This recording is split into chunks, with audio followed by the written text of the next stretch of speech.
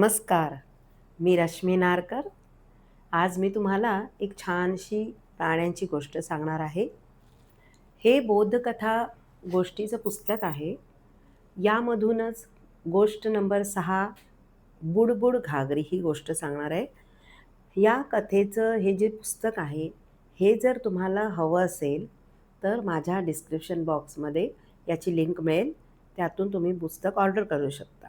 चला बघूया बुडबुड घागरीमध्ये कोण कसं आहे ती गोष्ट पाहूया. गोष्टीचं नाव आहे बुडबुड घागरी. एक जंगल होते. त्या जंगलात एक तळे होते. तळ्याच्या काठावर एक उंदीर, मांजर आणि माकड राहत होते.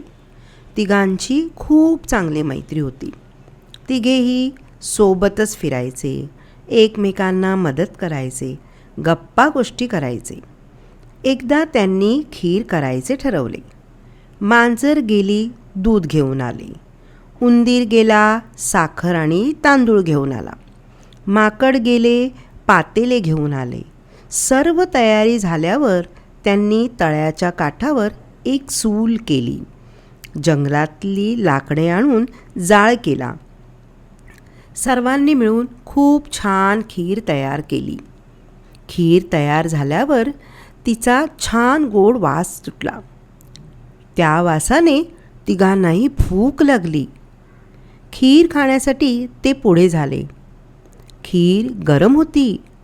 खीर थंड होईपर्यंत थांबण्याशिवाय पर्याय नव्हता. मग मांजर म्हणाली, तुम्ही जरा फिरून या, तोपर्यंत खीर थंड होईल, मग आपण सारे मिळून खीर खाऊ. माकड व उंदीर फिरायला गेले. बरेच फिरून झाल्यावर उंदीर म्हणाला, आता खीर थंड झाली असेल, आपण परत जाऊया. दोघेही परत आले. आल्यावर माकडाने पातेल्यावरचे झाकण उघडले. आत खीरच नव्हती. कुणीतरी खीर खाऊन टाकली होती. आता काय करायचे? मी खीर खाल्ली नाही असे मांजर, उंदीर, माकड म्हणू लागले. तिघापैकी कुणातरी एकाने खीर खाल्ली होती. त्याचा शोध घेण्यासाठी माकड धावतच गावात गेले. गावातून एक घागर घेऊन आले. त्याने ती घागर उलटी करून तळ्याच्या पाण्यावर सोडली. माकड म्हणाले, आपण एकेकाने त्या घागरीवर जाऊन बसायचे.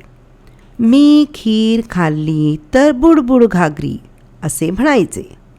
ज्याने खीर खाल्ली असेल त्याच्या वजनाने घागर बुडेल. सर्वांना हा विचार पसंत पडला. पहिल्यांदा उंदीर गेला. पाण्यात उपड्या ठेवलेल्या घागरीवर चढून बसला.